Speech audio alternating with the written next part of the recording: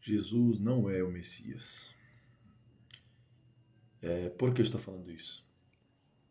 Esse vídeo é um vídeo muito sério, então fique até o final dele, tá? E se você é cristão, de crença, eu já vou falar para você o seguinte: se você veio ouvir esse canal realmente com a mente aberta, sem ficar aí defendendo um tipo de crença como se eu estivesse atacando algum cristão, algum judeu, então, se realmente você tem essa mente aberta, eu me proponho a conversar até pessoalmente com você. Você pode mandar mensagem, coisas que eu vou responder aqui no canal para você e até conversar pessoalmente, o que for necessário. Se você é alguém que vai vir criticar, etc., eu apenas vou te ignorar. Vou continuar cumprindo essa função que eu estou já fazendo. Por que Jesus não é o Mashiach? Porque o Mashiach tem um contexto bíblico. E eu quero trazer aqui para você primeiro essa parte da negatividade. Jesus não é. Jesus Cristo romano não é o Mashiach. E eu quero fazer isso através de uma leitura com você, que vai estar acompanhando. A gente vai tomar por base o comentário de João, no livro de Apocalipse, capítulo 13, no versículo de número 18. Porque ele menciona que precisa ter sabedoria, porque existe um número da besta, que seria o anticristo. Porque é o número de um homem, o seu número é 666. Muito bem, meus queridos. O número 666 aparece na Bíblia 3 vezes. Se você tomar Brit Hadashah e o Tanar como um todo.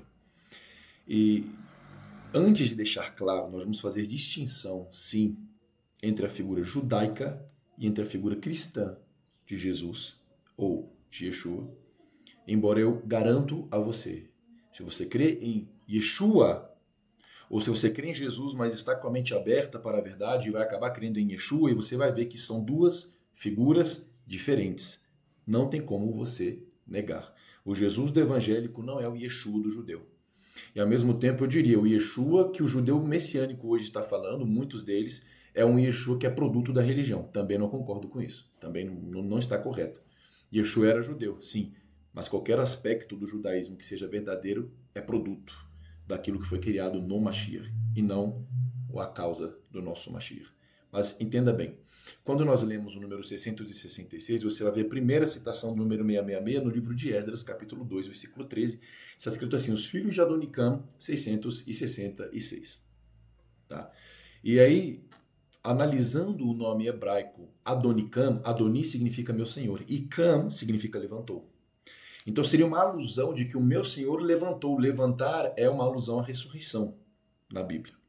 Tá? Porque Cam, levantar, é a forma passada, ou levantou, a forma passada do verbo lacum. Lacum significa levantar e é usado para a ressurreição. Então, quando nós vemos aqui os filhos, 666, alegarão que o Senhor deles, então esses filhos, alegarão que esse Senhor deles levantou dos mortos, ressuscitou. Vai entendendo, tá?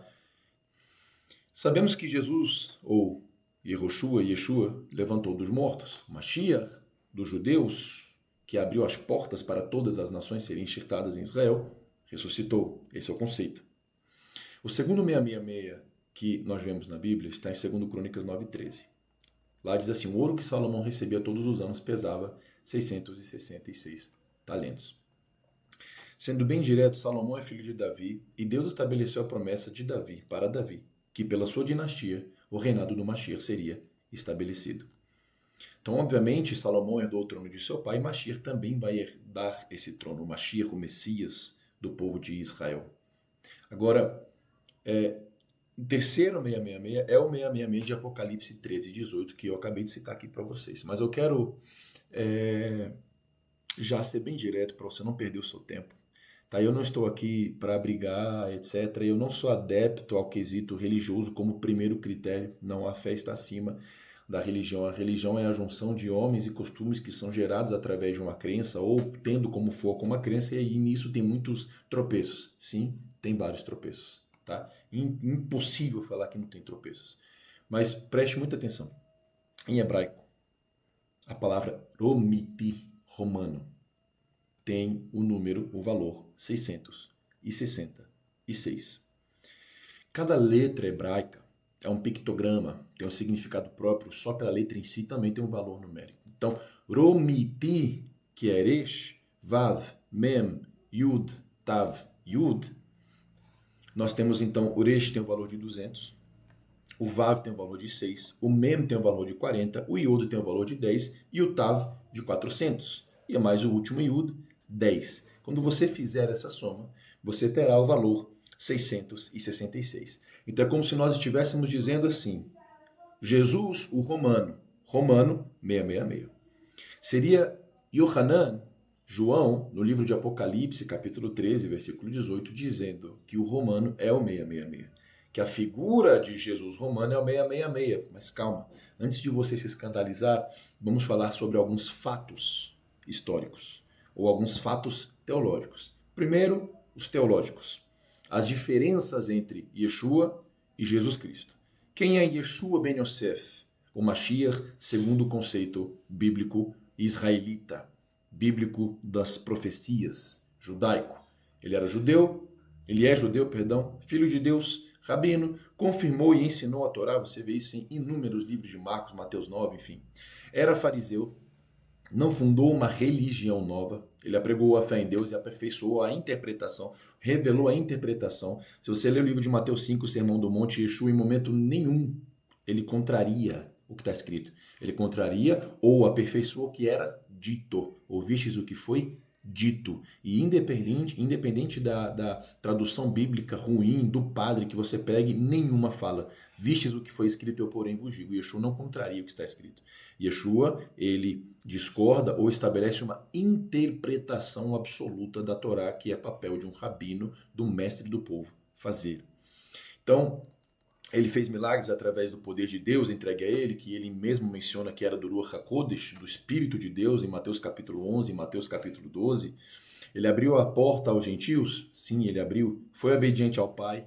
Nunca pediu adoração a ele, pelo contrário. Tá lá na tentação no deserto com Satanás, Lucas 4, Mateus 4, você vai ver que isso não aconteceu. Ele era ungido pelo próprio nome que recebeu, está lá em Mateus capítulo 1, a partir do versículo 18, né? O nome dele será Yeshua, porque salvará os homens dos pecados deles, enfim. Morreu no madeiro, sim, e pregou a obediência. E o Jesus Cristo romano, independentemente das adaptações da religião cristã, a base dessa fé, ela é a que eu vou mencionar agora, independente das adaptações através das quais ou pelas quais essa crença já passou. Então, Jesus Cristo romano, embora alguns já admitam que ele era judeu, tem fundação europeia. Filho de Roma, cristão, aboliu o Torá, então ele fundou uma nova religião. Era inimigo dos fariseus e dos judeus, na verdade, pelo conceito cristão, tá? Fundou o cristianismo em contraponto ao judaísmo, logo a gente vai ter a substituição aqui, Israel perdeu agora os gentios, a igreja que toma o lugar de Israel. Milagreiro, então ele venderia a sua imagem através da confecção ou de fazer, né, milagres. Ensina que a salvação vem através apenas da fé dele. Acreditou na igreja, acreditou nele, levantou a mão, já está salvo, né? Fechou as portas aos judeus pela teologia base cristã, sim. Não obedeceu ao Pai, por quê? Porque se aboliu o Torá, não tem o que obedecer, né? Aí alguns vão dizer que ele obedeceu e por isso pôde abolir, porque a Torá está cumprida nele. Mas isso é completamente contra as parábolas dele, qualquer outro ensinamento dele, enfim. E tinha o nome Jesus, que não significa nada, Jesus, adaptação, enfim, né? E haveria aqui pregado o puritanismo, independente do que você vai falar. Nós vamos depois, aqui em outra oportunidade, talvez em outro vídeo, citar as bases da teologia trinitária para vocês verem que nem são só 3. Você às vezes pode afirmar uma teologia sem saber as bases dela. É quando você vai na base está completamente diferente do que o que você fala. Aí você tem que ficar reformulando uma teologia, o que vai completamente contra a elegibilidade dela, né? A força verdadeira, a verdade nela, aliás. Então, preste muita atenção. Tem um outro parâmetro da besta que eu quero trazer para vocês, que a besta, se você ver lá no livro de Apocalipse, ela vai ter e vai impor um sinal na mão e na testa, né, dos seus adeptos. Eles têm que ter o sinal da besta. Em Deuteronômio 6, em Deuteronômio 11, o que a Torá, a lei de Deus diz, é que esse sinal é a própria Torá, que é o pergaminho do Shema. Shema estrela Adonai Elohim Adonai Echad. Ve'ahavta Adonai Elohim bechol elvavecha, enfim, o texto continua.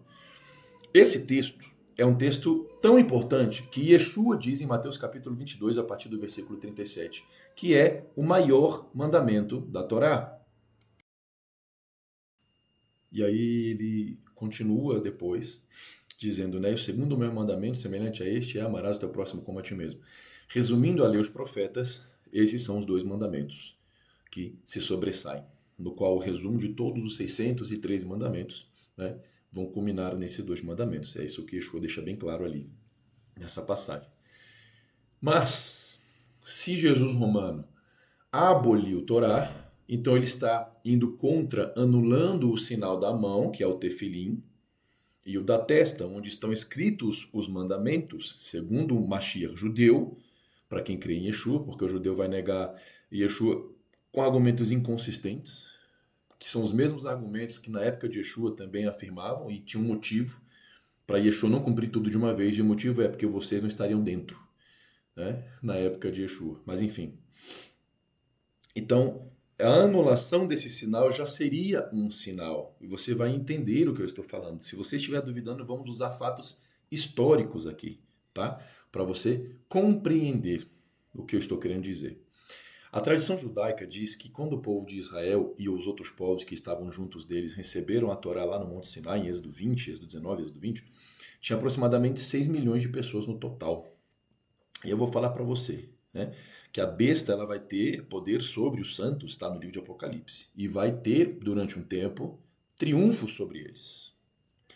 E aqui, deixa eu já deixar uma cláusula, eu não estou trazendo que eu sou preterista, ou seja, tudo da escatologia já aconteceu, não vai mais acontecer aqui, nós não vamos fazer juízo de valor, não vou entrar nesse ponto agora, sobre qual é a minha linha escatológica, né? Vou trazer fatos. O Holocausto, dirigido por Hitler, no nome de Jesus e do puritanismo, etc., e no nome de Jesus, matou, em média, 6 milhões de judeus. Teria sido uma erradicação de todo o povo de Israel, se levássemos em consideração aqueles que estavam presentes no pé do Monte Sinai, no êxodo do Egito. Ainda para continuar, em Apocalipse 13, esse eu vou citar até a referência nos versos 16 e 17, você vai ler assim: E fez que a todos, pequenos e grandes, ricos e pobres, livres e servos, lhes seja posto um sinal na sua mão direita e nas suas testas, para que ninguém possa comprar ou vender, senão aquele que tiver o sinal ou o nome da besta, ou o número de seu nome. Ou seja, a crença, o nome, o número, tudo está relacionado à crença. E não vem com essa ideia de chip, não, pelo amor de Deus, vai estudar um pouquinho mais, tá? Agora, na época, meus queridos, lá na Alemanha, quando nós tivemos, né, esse período todo da Segunda Guerra, nós tivemos o nazismo, etc., foi proibido em toda a Alemanha comprar ou vender qualquer coisa que estivesse relacionado com judeus. Se ele fosse comprar, não podia comprar, e se ele fosse vender, também não podia comprar dele, pelo simples fato deles serem judeus. Mas será que é realmente pela etnia? Será que isso é... Enfim, você tem que pensar aí, você tem que ter o seu senso crítico aí, pede para Deus te iluminar, tá? Porque quem não servisse o Jesus Cristo romano, você também teve Inquisição, que matou inúmeros judeus pelo simples fato de não crer em Jesus. Quando que o Mashiach impôs uma fé sobre alguém? Ah, não, mas eu sou evangélico, mas a sua base de fé veio da mesma base de fé romana. Você tem que estudar mais, é isso que eu estou falando. Tá? Ela passou por adaptações e você está falando que uma adaptação agora se tornou certa. Mas se você ainda crê que Jesus é Deus, parte da Trindade, e Deus não muda, é o mesmo ontem, hoje e sempre, como que você vai dizer que a sua teologia baseada em Jesus sofreu adaptações e agora é que está realmente certa, que antes realmente houveram erros por interpretação de homens? Não vai ter. Não vai ter, no meu ponto de vista. Né? Isso aqui é só o meu ponto de vista. Enfim, tá? Então, nós tivemos já várias evidências históricas e bíblicas de que a figura do anti-Mashiach está mais relacionado com Jesus romano do que com qualquer outro aí que você está esperando surgir fora do mundo evangélico cristão, tá? Do Islã, enfim, de qualquer parte que seja. Você teve também o pogrom russo, uma perseguição ferrenha a judeus. Você tem a figura do anticristo no livro de Apocalipse, sentado no cavalo branco, só que com arco, só que sem flecha. Sem a figura completa. Então é algo muito semelhante ao Messias, muito semelhante à real figura messiânica, mas que não é. Que engana. Por que que engana? Pela falta de interpretação, pela falta de frutos. Tá? Pela teologia judaica, só para você saber aqui, isso é a título de curiosidade, tá? Tem comentários no Kol Hator, capítulo 1, capítulo 2, comentários do Gaon de Vilna, que é um rabino renomado no judaísmo, e pela análise de texto de Isaías 60, versículo 22, né, o menor se tornará milhares, que é um texto referente messiânico que existe no Tanar. A Gemátria vai vir 999, e eles mencionam 999 é o grau mais alto de Mashiach Ben Yosef. O Messias Redentor representa esse grau de redenção. Então, versículos relacionados à redenção, na teologia judaica, trazem o 999 como número do Messias. Por incrível que pareça, é exatamente o oposto. Tem a mesma forma, a mesma perninha e tudo, mas é literalmente para o lado oposto. Tá? Literalmente para o lado oposto. E quero trazer mais alguns comentários aqui para vocês, eu ainda vou um pouco mais longe. Eu estou falando de fatos, textos, enfim, né? Não vou entrar em outros textos, apenas se for necessário aí em um momento talvez futuro. E eu quero só fazer você pensar, porque eu não vou vir trazer aqui os textos que já estão em polêmica, que já estão em debate. Por quê? Porque você vai ver esses textos e você está já embebido dos comentários das pessoas que estavam envolvidas nesse debate. Entendeu? Então, talvez não faça nem sentido, não seja produtivo fazer isso, mas eu quero que você pense em textos como Deuteronômio 10, 20, vai lá ler Deuteronômio 13, versículo 4, Deuteronômio 11, 22. Você vai servir esse Deus, vai obedecer a esse Deus e a ele você se apegará. E o que é se apegar a Deus? É você se parecer com ele. Se parecer com Deus é você ser transformado ou adquirir a forma original mental, emocional e em ações que o homem foi criado para atingir. Inclusive, essa é toda a teologia da redenção messiânica, né? O Messias vem nos redimir, nos comprar com seu sangue, para que nós voltemos à posição de autoridade, posição original na qual fomos criados. Lá em Gênesis 1, 26, imagem e semelhança de Deus. Então, se Deuteronômio está dizendo que é através da obediência aos mandamentos que nós tornamos a imagem de Deus, como que nós vamos anular isso por uma teologia que sofre adaptações? Entende? Então, por isso que eu digo para você, Jesus Cristo não é o Mashiach. O Mashiach é Yeshua ben Yosef, que nasceu judeu, que cumpriu Torá, que ensinou a cumprir Torá, que veio com uma interpretação judaica, e eu não estou falando que o judaísmo é a resposta para a sua vida, a Torá e a interpretação do Messias, que lá em Mateus 23 falou assim, não chameis outro de mestres, você só tem um mestre, um rabino que sou eu. A interpretação que vocês vão seguir é a minha. Então sim, eu estou dizendo que se você conhecer a Torá, cumprir Torá e estudar a Brit Hadashah para entender como cumprir Torá, você já está pleno. O que você precisa é de como cumprir bem os mandamentos. Os mandamentos, e você pode fazer uso da Torá oral e deve, para você entender como cumprir os mandamentos. Esse uso, o uso de endeusar e canonizar aquilo que transplanta a Torá, que anula fatores da Torá, e isso você pode ver bem estudando o Novo Testamento, por isso que é necessário estudo, ou se conecte a alguém que tenha muito bem essa racionalidade, tá? Isso aí eu diria para você, muito bom. Né? Mas cada um tem o seu ponto de vista, eu sou um Zé Ninguém aqui falando com vocês. Tá? Mas ainda eu quero frisar com vocês alguns textos sobre a Trindade, só para você entender uma coisa. Não vou rebater a Trindade aqui com os textos bíblicos, embora a gente poderia, tá? Atos 20 e 28, o grego diz Theos, Deus, Theos, dou, mas em vários textos em português está escrito assim, comprou com o sangue do seu próprio. São textos que tradicionalmente em grego eram utilizados para falar de alguém querido, e Theos, Deus, Theos, dou, enfim, está se referindo, comprou com o sangue do próprio filho, que era como ele mesmo, no sentido de consideração. Esse é o contexto cultural desse tipo de expressão, tá? Mas, enfim, como eu disse, não vou entrar. Tá? Então é óbvio que se eu estou falando isso, eu acredito sim que a carta aos Gálatas, aos Colossenses, aos Romanos, principalmente, que são as cartas polêmicas, elas estão completamente lidas no contexto oposto. Só faz esse teste. Para eu não explicar aqui muita coisa, leia a carta aos Romanos e a carta aos Gálatas entendendo duas coisas. O contexto é exatamente o oposto, ele está afirmando a lei e não anulando, você vai entender a carta perfeitamente. E o segundo, ele está dizendo que a circuncisão não é o meio de justificação, o meio de exoneração dos pecados que você cometeu. Isso é só Yeshua, é só o Cristo, é só o Mashiach. Aí, se você entender essas duas coisas, você consegue ler as cartas assim, tranquilamente. Enfim, mas eu quero ler, como eu te falei, textos dos autores, dos pais da igreja que falaram em nome da Trindade. Eu vou citar as referências para você checar. Tá? Veja bem, Justin Martin, lá no Diálogo com Trípio, na carta 36, diz assim: Cristo é tanto Deus quanto o Senhor de todas as hostes. Justin Martin ainda, tá? Aqui nós estamos falando da 66.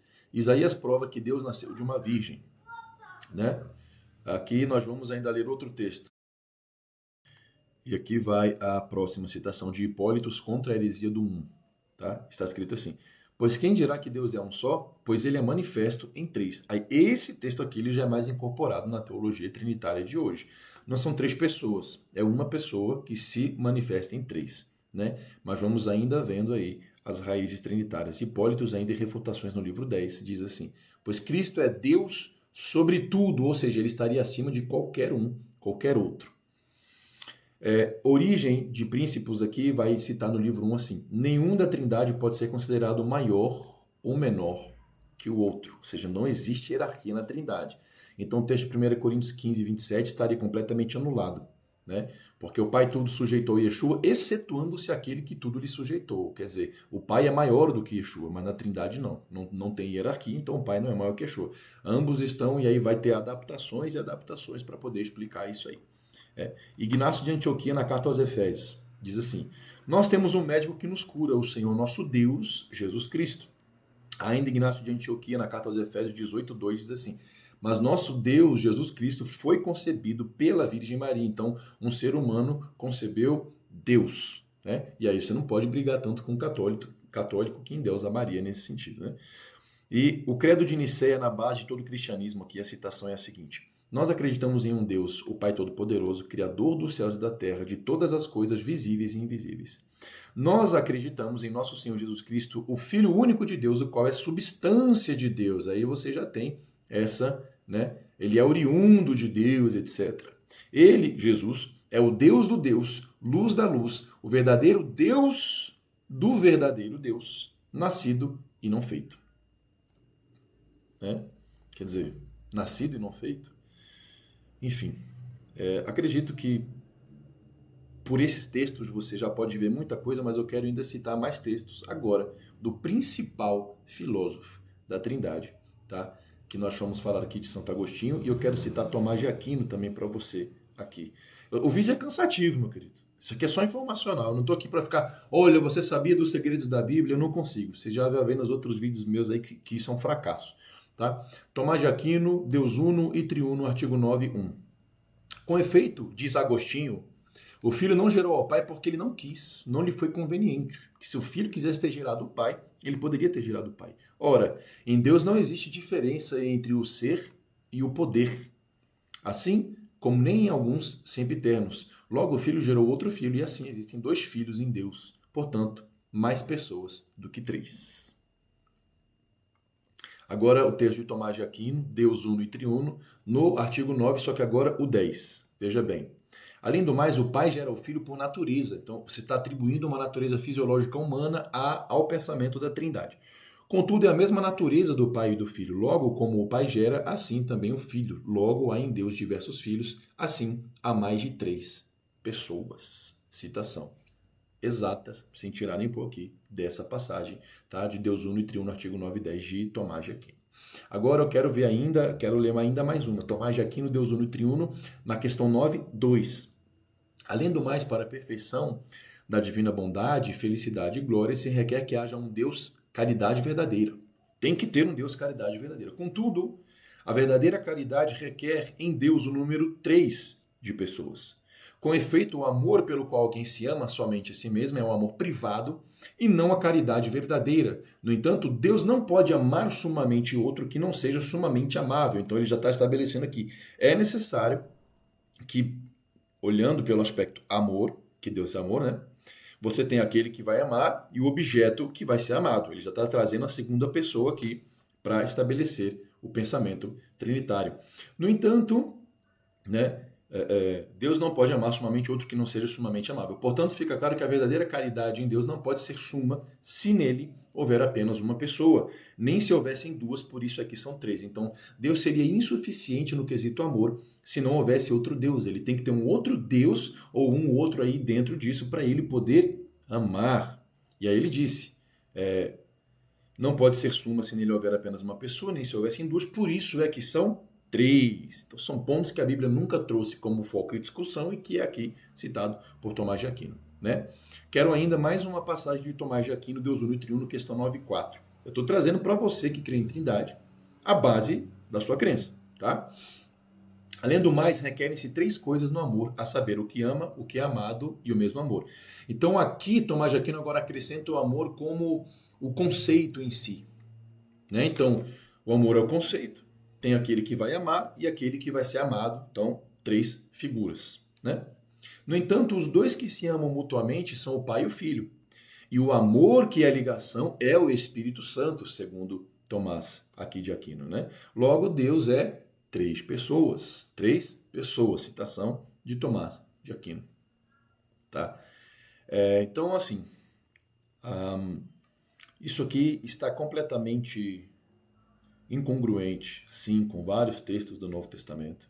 Né? Próprio Yeshua em Mateus 19:17, somente o Pai é bom. João 17:3, essa é a vida eterna que reconheço a Ti por único Deus. Né? Conjunção aditiva, Yeshua, quem Tu enviaste, enfim.